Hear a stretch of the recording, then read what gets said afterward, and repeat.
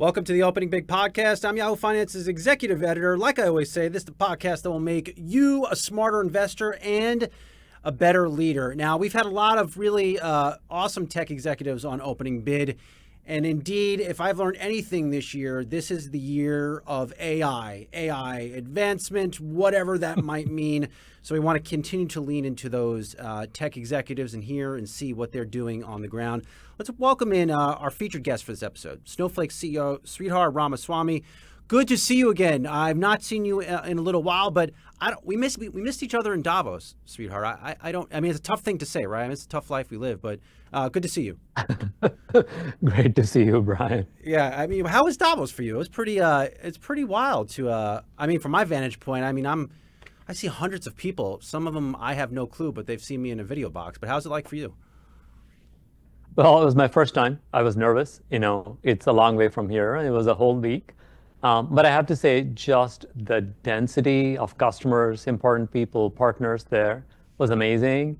I did close to 40 pretty important meetings overall. This is not even taking into account like all of the side chats and the dinners and stuff like that. So overall, I just found it to be incredibly useful. Yeah, I will not name this company, but I went to one event and they had a big can of beluga caviar. And I'm wondering, Sridhar, like, how did I get here in my life? Like, how did I get here that I'm sitting next to a can of caviar that might be worth more than my car? Like, something is not, something is not right, man. But look, it's good to see you nonetheless. I would love to just start. This seems to be a moment. Full disclosure, I never want to hide anything from our community at Yahoo Finance. About a week ago, I never heard of DeepSeek. I mean, I know what Snowflake does. I've been following you guys for some time. No clue what this company did. Help us understand what a DeepSeek does. How is Snowflake involved in large language models? Like, bring us inside this world a little bit. Yeah, so DeepSeek actually is well known to the AI community. It's a pretty young startup. I think it started as a hedge fund, and they started training machine learning. I mean, they started training these AI models.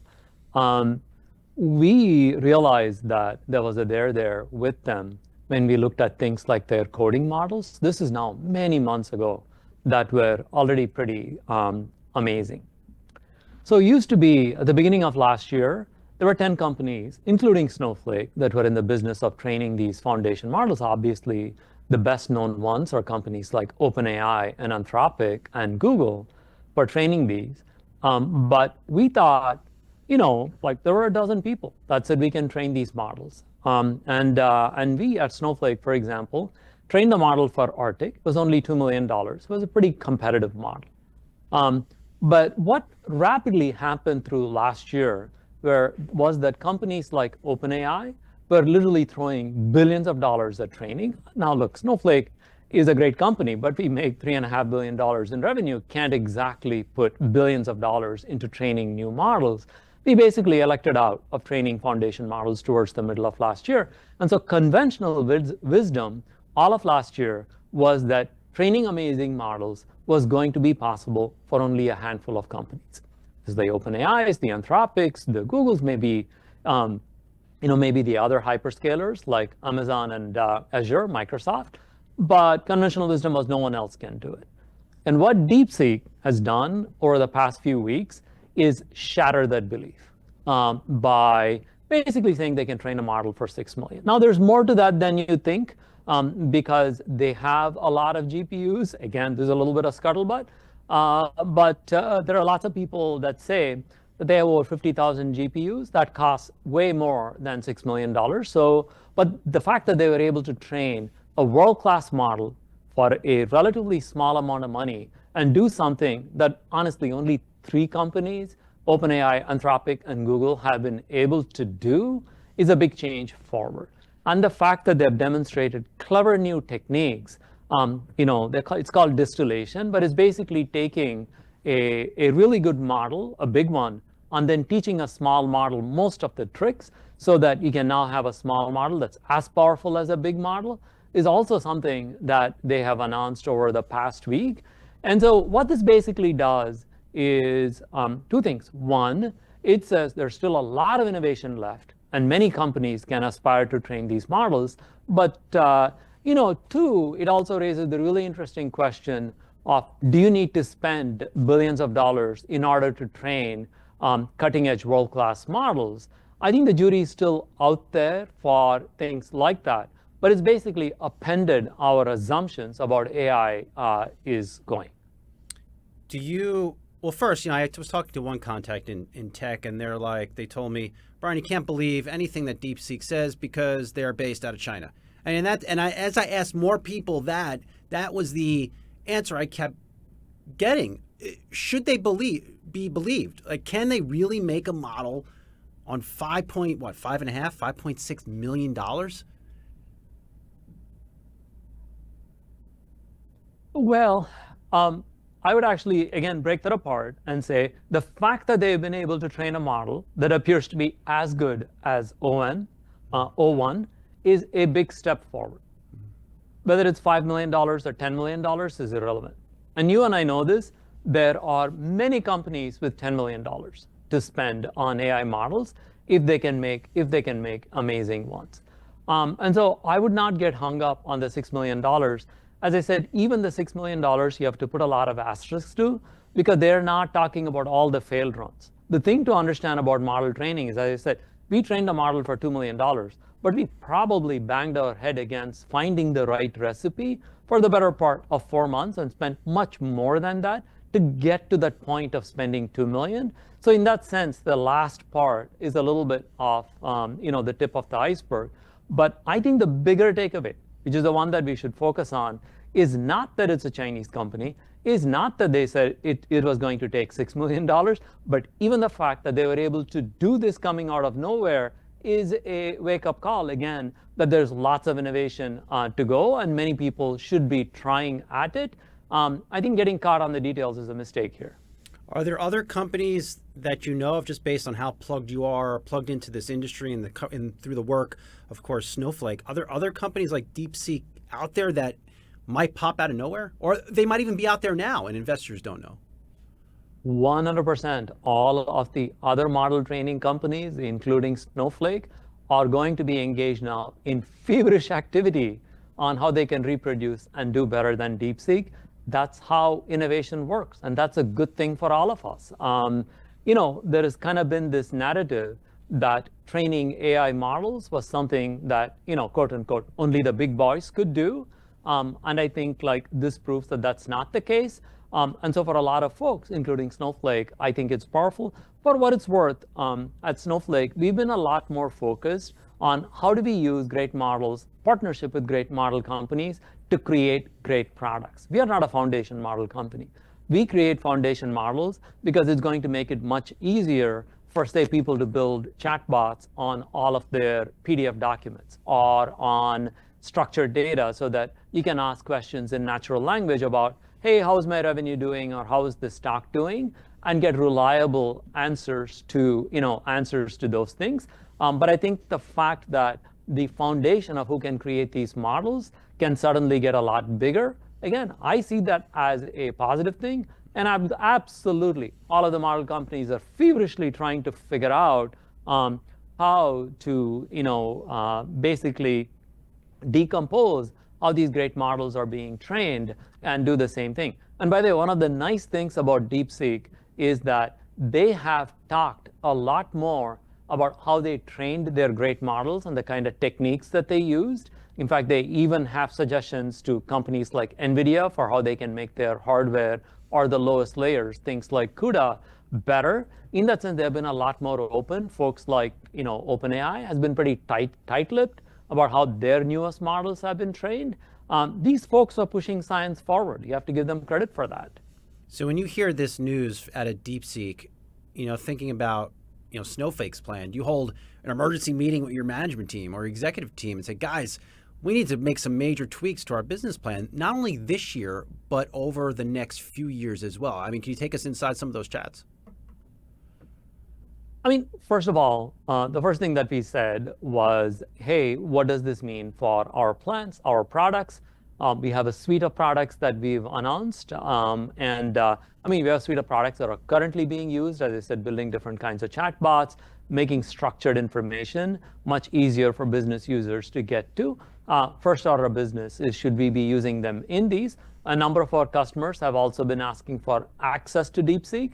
More on that to come, but we basically said we plan to incorporate them into our offering very quickly. Absolutely. We were buzzing last Friday, last Saturday, within the leadership team for what does this mean? Where should we go from here? What kind of opportunities does this unlock for Snowflake and for everybody else? But the first order of business is, how can we get these, how can we know more about these models, use them in our products, and then offer them to customers that want it? It's almost one of those things where you can't wait for a Monday to have a meeting. You just start iterating on it as the news comes, because that's how quickly things are moving. Well said. All right, hang with us, Sridhar. We're going to go off for a quick break. We'll be right back on Opening Bid.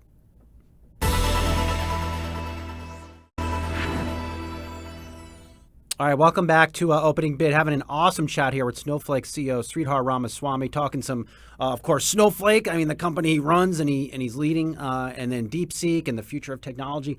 Sridhar, I'm sure you saw the stock market reaction. And look, I know you're not picking stocks. I'm not picking stocks, but did that reaction feel or look overdone to you? I mean, to see NVIDIA lose, $593 billion in market cap in a single day. I mean, it's more than Exxon's market cap, more than MasterCard's market cap. It seemed like a lot. Is this technology that transformational that NVIDIA would have that big a potential impact to their forward earnings or the tech industry at large? How do you see it? Well, I think it is important that we also acknowledge that a lot of these companies have all of their future success priced into their stock. And so anything that potentially changes that success, even a few years out, is going to have a dramatic impact on the stock because they're implicitly leveraged. I do think that the reaction was a little bit overblown, in the sense that even if it is easier for more people to create these models, I think we are just tapping the surface of how you can actually use AI for practical applications. The thing that I consistently tell our customers, as I said, I talked to some 35 customers last week alone. The thing that I tell them is the impact of really broad deployment of models that exist today into the various pieces of software and systems that you and I use on an everyday basis is going to be pretty transformational for productivity. All of us just process information for a living. All of us have questions about the information that we are processing.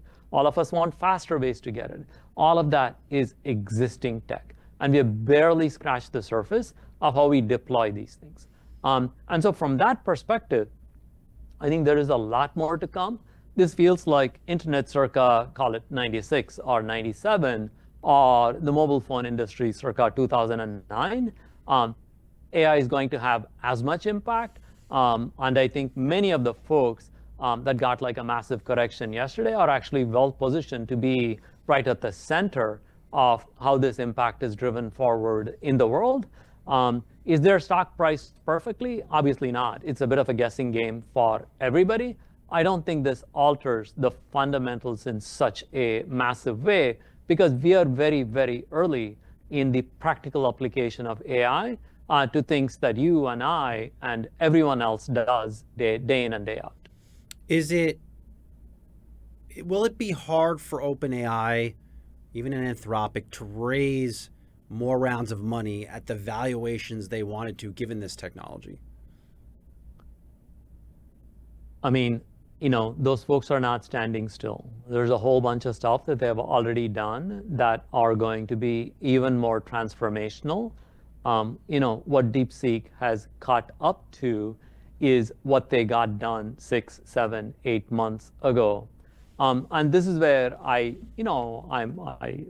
actually very appreciative of how they're leading the science forward in terms of really exploring what these models, can do, I think they will continue to drive forward and drive a lot of innovation. The other thing that is really important to remember, certainly about OpenAI, is OpenAI only makes a small fraction of their revenue on sort of, licensing, let's say, programmatic access to their models. It's called API access. What makes OpenAI a standout tech company is the fact that they have an amazing product called ChatGPT that, last I heard, some 400 plus million people were using it. That's an insane number. That's almost like, the kind of numbers that my old home at Google, we used to talk about in terms of how many YouTube or search or maps users we had. Those numbers ran into the billions. OpenAI is creating products that are loved by that many people. And so from that perspective, I think it's a pretty iconic and transformational company. Will it increase the pressure on them to create even better models and do more? Absolutely. But, welcome to the big leagues. Yeah, so true. If I, I'm still thinking about a lot of things I learned at the World Economic Forum and, of course, in Davos on AI. But I did come away with this, sweetheart. I'd love to get your review on this. It seems like there's not really any guardrails just yet on AI development. We're making these models and they're moving at a breakneck speed. I mean, are you worried about that? And how do these models change? Let's just go there. I mean, how does it change society? Yeah, it's a good and fairly complicated question. Like my mental framework for something like this is to break the problem down into two parts, which is what do these models let you do that is already possible, but just let you do it more efficiently. And if there are existing regulations, for example, there are rules, as you know, around things like credit rating, or how loan applications are treated, or how people are, like people's applications, for example, are evaluated. We are like, you can't discriminate. And in my mind, those should continue to be litigated in the realm of these existing laws and regulations. Just because AI is an accelerant doesn't change the problem fundamentally. I think it is in new use cases, things that people have never conceived of, that we need to be more thoughtful. Now, with respect to images, for example, or videos, it's becoming increasingly possible to make, or voice, to make videos that, reasonably people can't really tell whether it's the person that said it or it's just like an AI video that said it. I think areas like that absolutely need a combination of self-regulation or actual laws and regulations that governments pass. This is where, for example, there's a voluntary effort among people on like consumer tech, people that generate images, to label AI-generated images so that people can tell. Those are the kinds of things that tech companies should be leaning into. But when it comes to like crazy new use cases about video generation, impersonation, and like all kinds of bad things that potentially people could do, I do think that there needs to be a combination of just self-regulation and attention from outside. And so I'm one of these people that doesn't think that like no regulation is always great, but I also absolutely acknowledge that early regulation or sort of overbearing regulation can be stifling. I point people to GDPR. At the end of the day, sadly, one of the consequences of GDPR are a bunch of like annoying notices that you and I get every time we go to a site, especially in Europe. Most of us just press accept because we don't want to deal with the detail. To me, that's an example of something that hasn't worked well. So we need to learn from things that have been done that have worked well. I think we can do about a whole hour on GDPR. Let's take that offline because I've got some views on that. Look, we're in the last part of the podcast. We always love to ask our guests their hot takes. And I mean, Snowflake is really on the leading edge of so much of this technology. If there's one or two surprises coming on AI this year, what will they be? And I ask you this because I do think this DeepSeek news to the average human being out there, I think it surprised the hell out of them. I mean, it came out of nowhere, and then they wake up the next morning and their retirement accounts have been obliterated, all because of fears around one company that's overseas that nobody even heard of. So if we had to find some surprises, where do you think it's going to come from? I think the surprises are going to come from how AI and data are brought together. I think already, as I was saying, the things that you and I can do. You know, I told you I did a lot of meetings. I hand wrote notes for most of those meetings. Kind of old-fashioned. Sometimes I would speak like voice speak into an app and have it transcribe it. But most of the time, I just sort of hand wrote it. And somebody is like, "Oh, that's a lot of notes, Sridhar. Like, is there a Cliff's Note version of this?" You know, we have a partnership with Anthropic, and we run Anthropic right within Snowflake. I just took all of my notes and told the model, "Give me a one-line summary of each meeting." And it produced 30 single sentences that were remarkably accurate. And then for follow-up emails, I was talking with the Snowflake intelligence team and saying, "Hey, listen, for each of the 30 meetings that I had, I need to go find the email of the person that I talked to, go find the account executive that owns that account, look at the follow-ups that I have, and write an email and be kind of polite about it. If I can have an agent that could automate at least parts of this, that'd be sure amazing." And the team got super excited about it. It's in these kinds of applied AI tasks that I think we are honestly, it's predictable, but I think we're going to be very surprised by the impact that companies like Snowflake are going to have on how much easier data is to get at. So I'm actually excited for the coming year, because I think you're going to see more and more applications just becoming commonplace. You and I don't think about using our phone. We just use it. I think AI is going to get like that in a good way in 26. Yeah, it's fiscal 26, 25. Yeah, it's going to be an absolutely wild day. I should mention too, for more information on Snowflake, type in Snow on the Yahoo Finance platform. You can check out consensus estimates, read research reports, and read more about what Snowflake does. Good to see you settling in there, top Snowflake. Snowflake CEO Sridhar Ramaswamy. Looking forward to talking to you again soon. By the time we next talk, who knows where AI is going to be? Maybe we will just in fact be robots in a screen. Sridhar, good to see you. Good to see you, Brian. Thank you. All right, like I always say, hit us with those likes and thumbs up on YouTube, Spotify, Apple Music. Appreciate the love, appreciate the support, appreciate the engagement. I try to answer all your questions. That's it for the latest episode of Opening Bid.